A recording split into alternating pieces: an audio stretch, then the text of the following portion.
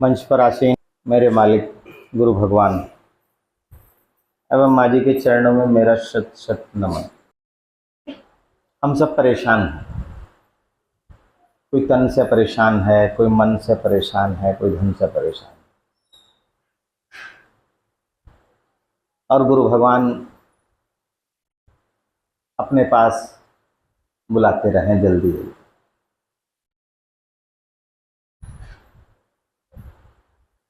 ये शब्द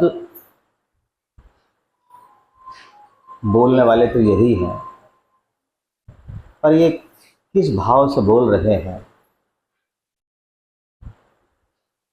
बिल्कुल परमात्मा मैं होकर बोल रहे हैं। मानस में गोस्वामी तुलसीदास जी क्या लिखते हैं? कोई तन दुखी, कोई मन दुखी, कोई धन बिन रहे उदास, और थोड़े थोड़े सब दुखी, पर सुखी राम के दास। आपको लगता है कि आप दुखी हैं, आप दुखी नहीं हैं। उसका प्रमाण मैं आपको अभी सत्यता बता दूंगा। आप सब लोग मालिक के दास, मालिक के भक्त, मालिक के गुलाम और मालिक के चेले बहुत हैं, हजारों हैं। अगर वो सुखी होते तो परमात्मा की याद ना आती। दुखी नहीं, दुख में परमात्मा की याद आती है। आप सुख में हो तो परमात्मा के बिल्कुल समीप बैठे हो। आप अपने जीवन का वो चीज दे रहे हो अपने इष्ट को जो अमूल्य है और जो आपकी आयु में गिनती नहीं होने की है। ये मेरे मालिक बोलते थे। अभी ये बोल रहे थे कि जन्मों जन्मों का जब पूर्ण अर्जित होता है तब किसी इष्ट का सानिध्य मिलता है। तो आपको इष्ट का सानिध्य मिला है तो क्या आप किसी चीज के, धन के, तन के, मन के कोई बीमार थोड़ी हैं? किसी चीज की जिज्ञासा थोड़ी है। अगर जिज्ञासा होती तो आप परमात्मा की बजाय संसार को मांगते। संसार को जो मांग रहे हैं वो आए नहीं, वो संसार का भोग भोग रहे हैं। क्या उनके लिए परमात्मा नहीं है? क्या उनके लिए इष्ट नहीं है? क्या उनके लिए गुरु महाराज नहीं है? पर उनकी बुद्धि पर अज्ञानता का कहा जाए, माया का कहा जाए, ऐसा पर्दा पड़ा हुआ है कि उन्हें वही सब सुख मिलता दिखाई दे रहा। अभी मेरे से कोई बता रहे थे, कोई मालिक के, मेरे मालिक के हैं चेले। अब चेले में उनसे इसलिए कहा है क्योंकि उनकी बुद्धि आज भी चलायमान है। इन्होंने कहा भाई चलो वहाँ साप्ताहिक की आज हमारी ओर से। उन्होंने कहा भैया मेरे तो दर्द हो गया है। इन्होंने कहा ठीक हो जाएगा चलो। बोले ना मेरे दर्द हो रहा है, मैं नहीं जा रहा। तो वो सुखी है या आप सुखी हो? है ना? आप ही सुखी हो। आप अपने इष्ट के सानिध्य में बैठे हो। और जो मालिक, जिसका हाथ मालिक पकड़ ले वो सुखी है या दुखी है? जो मालिक के पास है वो सुखी है या दुखी है? जिस पर मालिक की निगाह है वो सुखी है या दुखी है? आप निर्णय स्वयं कर सकते हैं। मेरे मालिक अपनी वाणी में एक बात बोलते थे,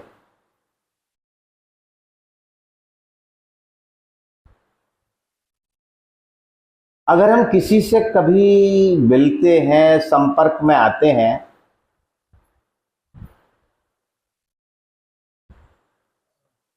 तो उसका प्रतिबिंब हमारे मन पर पड़ता है। और उस मन, क्योंकि यहाँ मन की क्लास लग रही है, मन की चिकित्सा हो रही है, और हम लोग ज़्यादा ध्यान अंतर्मुखी होने के लिए बोलते हैं, तो मन पर उसका प्रतिबिंब बनता है। अब उसका प्रतिबिंब वो बनता है जो हमने अपने मन के भीतर उसका प्रतिबिंब बना रखा है। उदाहरण के लिए, आपके पास आपका कोई मित्र आए, मित्र है, आपके मन में उसकी जो प्रतिबिंब बना हुआ है, आपका मित्रता का बना हुआ है। आपके पास आए, बहुत बढ़िया बात करे, पर उसका व्यवहार शत्रुता का हो, पर क्योंकि मन में प्रतिबिंब बना हुआ है, आप उसे मित्र ही कहेंगे। और दूर से आता आपको शत्रु दिखाई दे आपका, तो आपके मन में उसके प्रति कटुता आने लगी कि आता दिखाई देगा, साला कुछ ना कुछ उपद्रव है, उपद्रव ही करेगा, परेशान करेगा। और चाहे वो आपसे आके अपने अगली पिछली सब गलतियों की क्षमा याचना करना आ रहा हो कि भाई आज से तेरा मेरा कोई झगड़ा लफड़ा नहीं है, अपने मन के प्रतिबिंब को हटा, बदल। पर हम लोग बहुत मुश्किल से बदलने का प्रयास करते हैं। मानस में गोस्वामी तुलसीदास जी कहते हैं, जाकी रही भावना जैसी, प्रभु मूरत देखे तिन कैसी। हम जिसके प्रति जैसा व्यवहार बना लेंगे, वो हमें बिल्कुल वैसा ही दिखाई देगा। मैं ये बार बार कहता हूं, कोई मालिक को अपना बाप मानते थे, तो उनका व्यवहार उसके साथ बाप वाला था। कोई दोस्त मानता था, उसके साथ दोस्ती वाला था।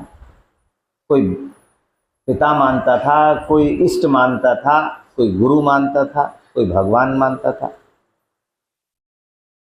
अब जिसके साथ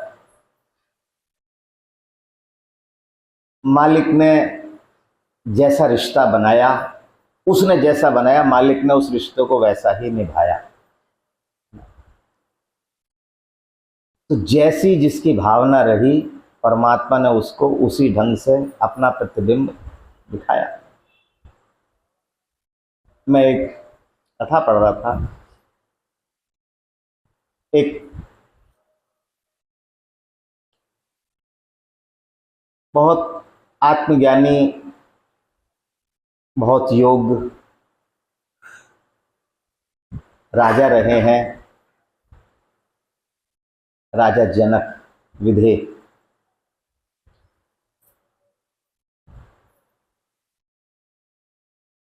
ऐसा हुआ, देखो विधेय कहने का मतलब ही ये है कि वो देह में रहने के बाद भी देह से बाहर, देह से अलग। देह इस शरीर, इस शरीर में रहने के बाद भी उन्हें अपने शरीर का जरा सा भी मोह ना रहना, परमात्मा के सम्मुख अलग खड़े हो जाना, शरीर अलग खड़ा हो जाना, इसको मेरे बुद्धि के अनुसार इसको विधेय बोला गया। तो अचानक ये हुआ कि राजा जनक का दरबार लगा हुआ था। एक व्यापारी आया, राजा ने कहा भाई कैसे आना हुआ? बोले महाराज राजन आपके दर्शन करने आया।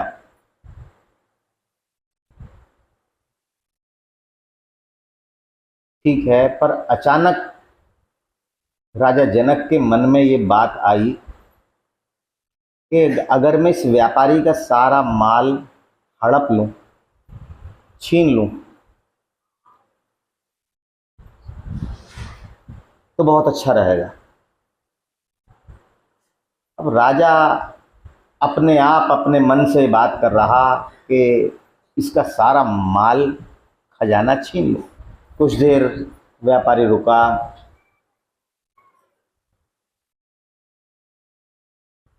बात कुछ होती रही। कुछ देर बाद वो व्यापारी राजा से बोला कि अच्छा राजन, अब चलता हूँ, आदेश दीजिए। राजा बोले ठीक है जाओ। पर जाते जाते भी राजा के मन में ये प्रश्न आता रहा कि इसका माल हड़प लिया जाए, छीन लिया जाए, जो व्यापारी है, जो भी इसके पास धन संपदा है, वो छीन कर राजकोष में जमा कर दिया जाए। व्यापारी चला गया। राजा को बड़ा अपनी बुद्धि पर तरस आता रहा कि मैं किस श्रेणी का हूं और क्या निम्न स्तर की बात सोच रहा हूं। ये मेरे सोचने के स्तर की बात ही नहीं है। मैं क्या सोच रहा हूं, मेरी मनोदशा क्या है, मेरे आध्यात्म की क्या स्थिति है और मैं क्या ये बात सोच रहा हूं। राजा जनक ने अपने गुरुदेव से कहा कि गुरुदेव, मन बड़ा विचलित हो रहा है। राजन मैंने स्थगित कर दिया, सभा स्थगित कर दी। गुरुदेव मुस्कुराए, बोले क्या बात है। राजा जनक बोले कि महाराज, आज पहली बार मुझे ऐसा लगा, मेरे से मिलने, मेरे दर्शन करने दूर दूर से आते हैं, भक्तगण आते हैं, व्यापारी आते हैं और लोग आते हैं, बहुत मेहमानगण आते हैं, पर आज पहली बार ऐसा हुआ कि मेरे मन ने कहा कि इसका सारा माल खजाना छीन ले और अपने राजकोष में जमा करवा ले। ये दुर्गुण, ये दुर्वृत्ति मेरे अंदर कहाँ से आ गई। ये तो मैं तो बड़ा दान पुण्य करने वाला आदमी हूँ, ये छीनना हड़पना तो मेरी ये भाषा शैली है ही नहीं। ये कहाँ से मेरी बुद्धि में आ गया, क्यों आ गया। गुरुदेव बोले ठीक है, बता देंगे, मन विचलित मत करो, जैसे जीवन चल रहा है चलता रहने दो। गुरुदेव ने व्यापारी से कहा कि भाई तुम शाम को हमारे महल में आके मिलना। व्यापारी आया, महाराज को दंडवत प्रणाम करा। गुरुदेव बोले भाई तुम क्या व्यापार करते हो। तो बोला महाराज चंदन की लकड़ी का व्यापार करता हूं। बोले तो परेशान क्यों रहते हो, राजा से मिलने की क्या जिज्ञासा, क्यों मिलना है राजा से, क्या इच्छा है, क्या तमन्ना ऐसी शेष रही कि जो तुम्हें राजा के पास तक खींच लाई। बोले महाराज परेशान इसलिए रहता हूं कि सारा धन इस व्यापार में लग गया, बहुत सारा चंदन खरीद लिया पर आगे कोई खरीदने वाला नहीं मिल रहा। परेशान हूं, मन परेशान है। और तो बोले कि इस परेशानी से निवारण का कोई हल है। व्यापारी बोला कि महाराज क्षमा करें, बताऊं। गुरु महाराज बोले कि भाई ऐसा है कि मैं राजा तो हूं नहीं, मैं तो महात्मा हूं, सन्यासी हूं, मेरा काम तो क्षमा करना ही करना है। दंड देने का अधिकार राजा का है, मैं राजा नहीं हूं, मैं भी राजा के अधीन हूं राजा का गुरु जरूर, पर हूं राजा के अधीन। मैं आदेश नहीं दे सकता, मैं तो क्षमा करता हूं सबको। भाई क्या बात है। तो कहते हैं व्यापारी हंस के बोला महाराज मैं सोच रहा था कि राजा मर जाएगा तो राजा की शव यात्रा के लिए जो चंदन की लकड़ियां सारी बिक जाएंगी, मेरा मजा ही मिला। अब गुरुदेव को बड़ा कष्ट हुआ कि भाई मेरे चेले के लिए ये अशुभ सोच रहा है। गुरुदेव ने कहा कि भाई इसके अलावा कोई और तुम्हारे पास रास्ता है खुश रहने के लिए। बोले महाराज आप तो महाराज हैं भाई, मैं अल्प बुद्धि इंसान, छोटा हूं, छोटे बुद्धि है।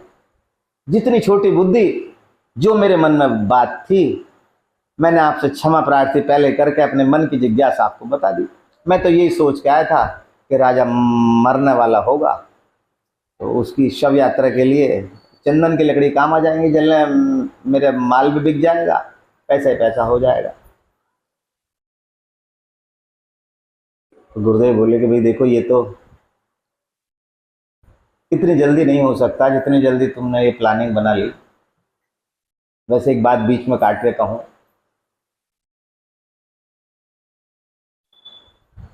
मेरे मालिक के लिए भी बहुत लोगों ने जो बहुत जल्दी प्लानिंग बना ली थी कि जल्दी जाने वाले हैं, जल्दी जाने वाले हैं। तो वो क्या कहते थे कि भाई आदर्श अभी नहीं जाने का है, बहुत हो गया। वही गुरुदेव बोले कि इसके अलावा अगर कुछ और रास्ता हो तो बताओ, तुम्हारे खुश रहने का। व्यापारी बोला, महाराज अब तो आपके हाथ में, अगर आपको कोई रास्ता याद हो, कुछ हल निकल सकता हो तो बताओ, वरना मैं तो इसी कामना से आया था। तो गुरुदेव बोले कि भाई मेरे हाथ में यह है, एक काम करो, आज से लगभग 40 किलो लकड़ी रोज राजा के जहाँ भोजन बनता है वहाँ भेज दिया करो, उससे भोजन बन जाया करेगा। रोज पैसा ले लिया करो, तुम्हें धन रोजाना मिल जाया करेगा, और तुम्हारी परेशानियों का निवारण भी हो जाएगा। व्यापारी बड़ा खुश हुआ, रोज बिक जाया करेगा, रोज हाथों हाथ पैसे मिल जाया करेंगे, उधार का झंझट भी खत्म। ठीक है, बात समाप्त हुई। राजा का दरबार फिर दोबारा लगने लगा, समय व्यतीत होता रहा। एक दिन अचानक फिर वही व्यापारी राजा के सामने फिर राजा को नमन करने आया।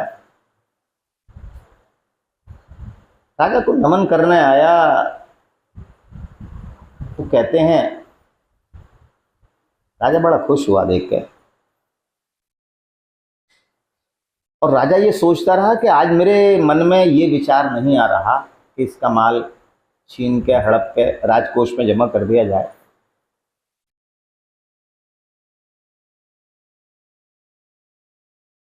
बहुत देर तक बैठा रहा व्यापारी, बात होती रही। कुछ देर बाद व्यापारी चला गया।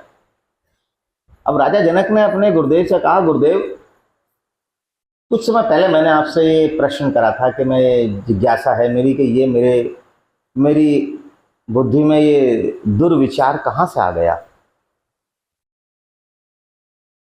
पर आज वो विचार नहीं आया।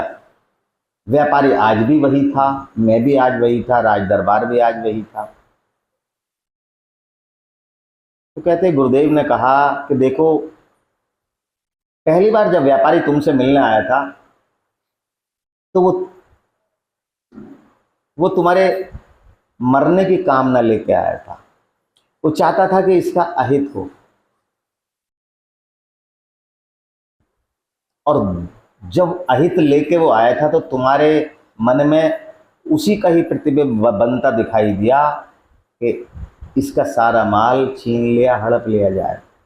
दोबारा जब वो आया तो वो तुम्हारी ये जीवन की आयु की मंगल कामना करता हुआ आया कि परमात्मा ये और लंबी उम्र इनको मिले, जिससे रोजाना मेरी लकड़ी का कारोबार चलता रहे।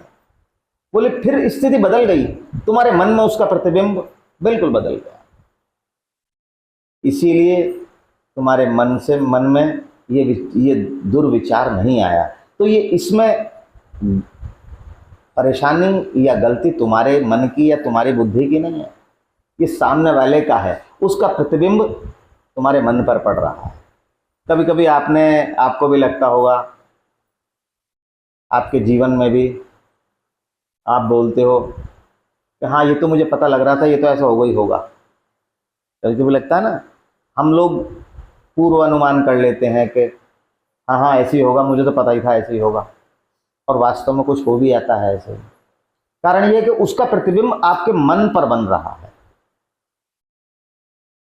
उस चीज को आपकी बुद्धि पढ़ती है, आपका मन पढ़ता है, पर हमारी वाणी बोल नहीं पाती है। बोलती तब है जब वो बिल्कुल सामने आ जाता है। ये किन के साथ होता है? ये ऐसी मनोदशा, ऐसी स्थिति किसके साथ होती है? जो अपने गुरुदेव के सच्चे दास होते हैं। और यहां मैं देखो, मैं कोई यहां प्रमाण पत्र बांटने नहीं बैठा कि आप सच्चे हैं, आप झूठे हैं, ऐसा कुछ नहीं। मैं कोई ऐसा स्टैंप नहीं लगा कर दे रहा कि भाई आप सच्चे हैं या आप झूठे हैं। ये आकलन आपको अपना अपने आप से ही करना है ना। ये आपकी मनोदशा क्या कहती है, ये आपको अपने आप को ही पढ़ना है। पर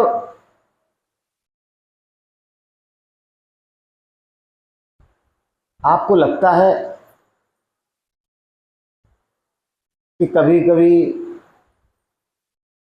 हम लोग सब कुछ अपने इष्ट का चिंतन करते करते करते थक जाते हैं, पर ना हमारी मनोदशा बदलती है, ना हमारी दिशा बदलती है, ना दशा बदलती है, ना बुद्धि बदलती है, ना विचार बदलता है, ना चरित्र बदलता है, ना आचरण बदलता है, ना व्यवहार बदलता है। इस बात से क्या प्रतीत होता है कि क्या आपने चिंतन करा? देखो, मैं अभी 2 4 5 6 दिन पहले भी वहां गया था वृंदावन। बेटी आई हुई थी, दामाद आया हुआ था। उन्होंने कहा कि पापा कहीं घुमा लाओ। मैं कहा मैंने, भाई मुझे तो यही रास्ते याद है, भगवान के पास चलो, यहाँ के पास चलो, गुरु महाराज के पास चलो दूसरा कुछ याद नहीं। मैं कहा चलो तुम्हें वहाँ घुमा लाऊं, पास में है। वहाँ मैंने एक चीज़ नोट करी, सब लोग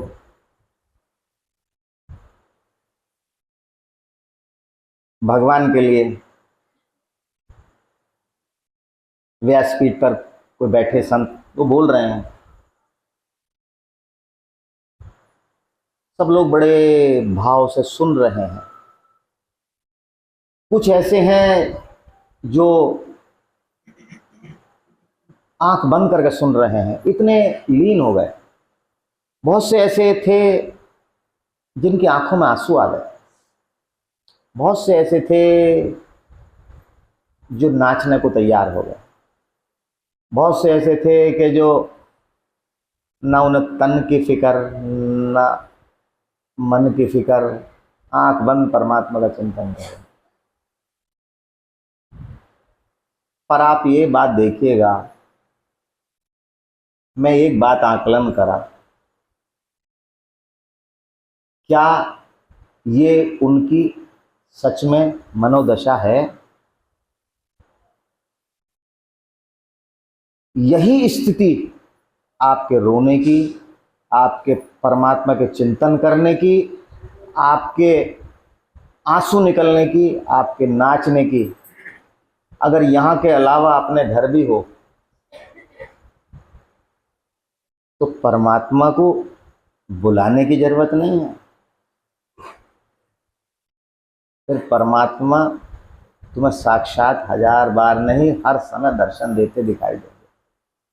पर वो हमारी मनोदशा क्षणिक है, क्षणिक है।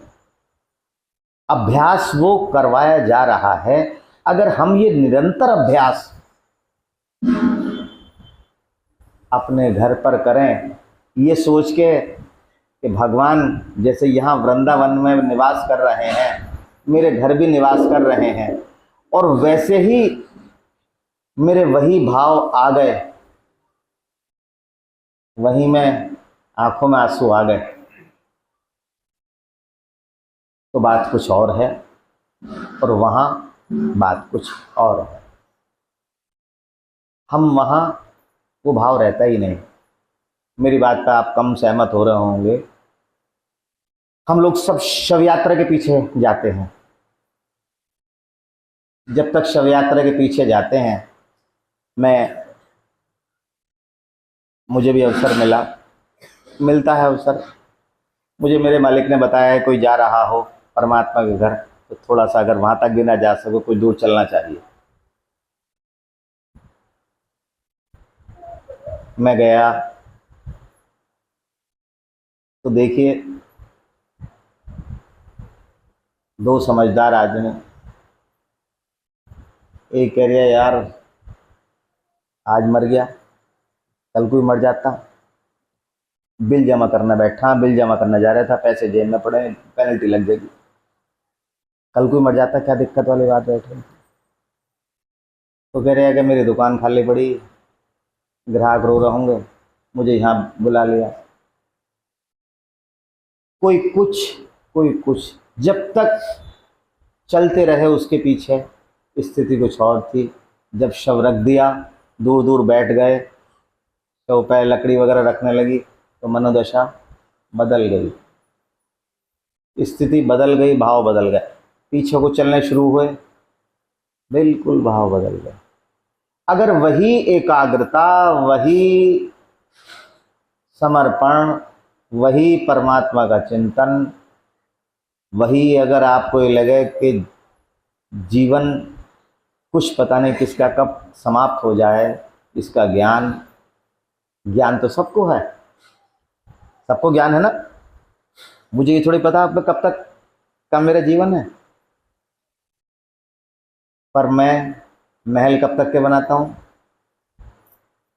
एक बार ऐसा हुआ, मुझे बीच में कथा याद आ गई।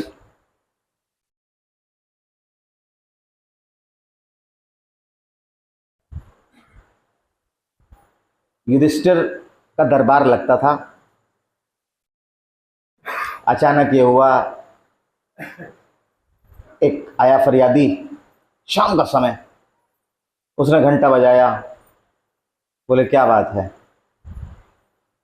बोले कि मैं परेशान हूँ बहुत ज़्यादा, मेरी फरियाद सुन लो। तो युधिष्ठिर बोले कि भाई आज नहीं, कल सुनूंगा, आज बहुत देर हो गई, अब राजकाज का समय समाप्त हो गया, कल सुनूंगा। फरियादी बोला कि बहुत परेशान हूँ। बोले नहीं, कल सुनूंगा। ठीक है, सबसे पहले मुकदमा तेरा ही होगा। ठीक साहब, चला गया। अब ये बात भीम को पता लगी। भीम ने देखा कि युधिष्ठिर ने कहा कल को पता लगेगा। उसने अपने सैनिकों से कहा कि जीत का नगाड़ा बजवा दो। धाड़ धाड़ धाड़ धाड़, कुछ नगाड़े ऐसे होते थे उस समय कि जीत के लिए बजते थे कि भाई हम जीत गए, बहुत ज़्यादा जीत गए, बहुत खुशी होती थी। अब वो नगाड़ों की आवाज़ सुनकर कहते हैं युधिष्ठिर बाहर आए कि भाई क्या हुआ, हमारी सेना कहीं क्या युद्ध के लिए गई थी? बोले नहीं महाराज।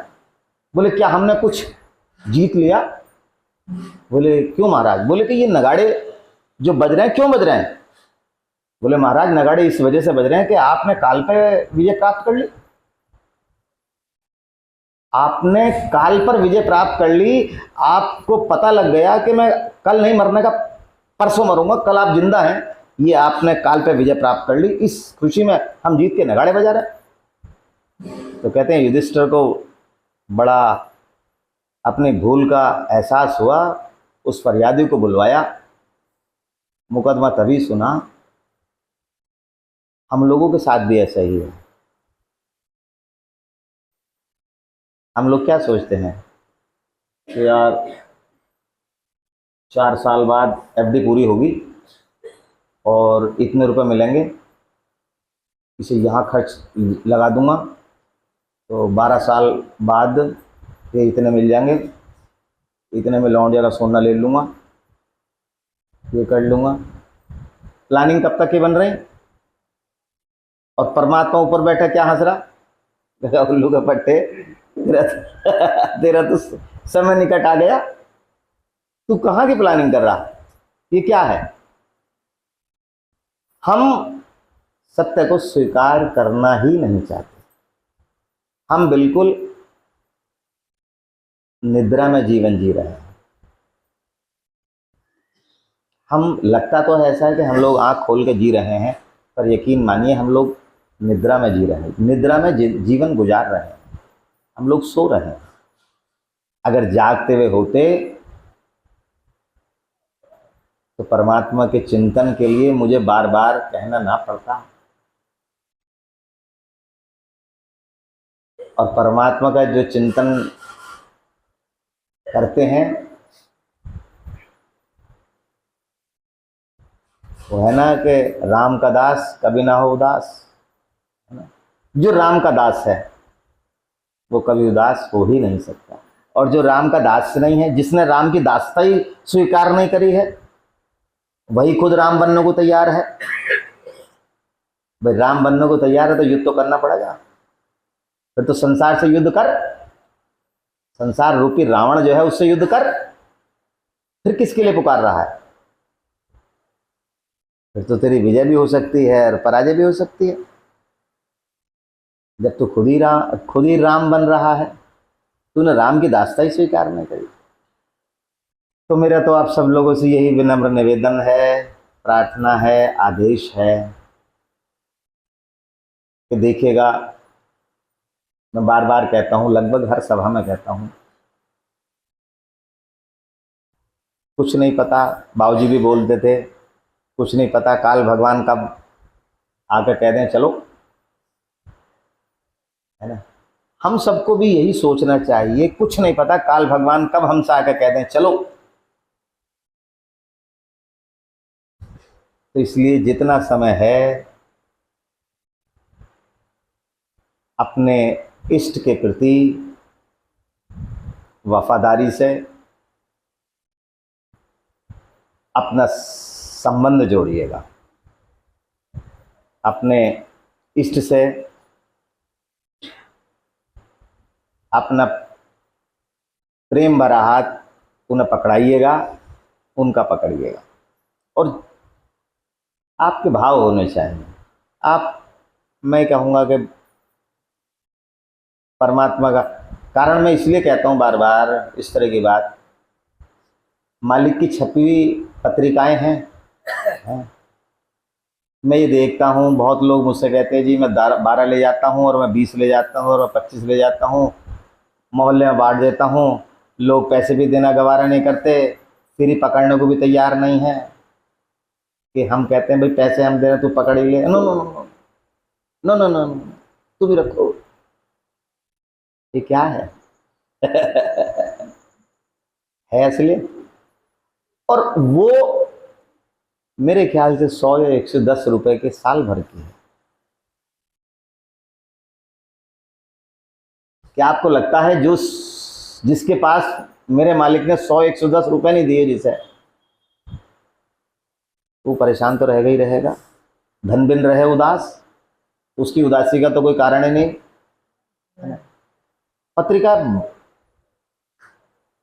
छपती कम छप रही है, बार बार बार बार, कोई लेना ही पसंद नहीं करता। जो छपवा रहे हैं, जो बेचारे पैसा लगा रहे हैं, आप उनके मन से पूछिएगा, आप उनसे पूछिएगा वो कितना अपना मेहनत का धन लगा रहे होंगे आपकी सेवा के लिए, इसलिए कि जिससे पौधा जीवित रहे।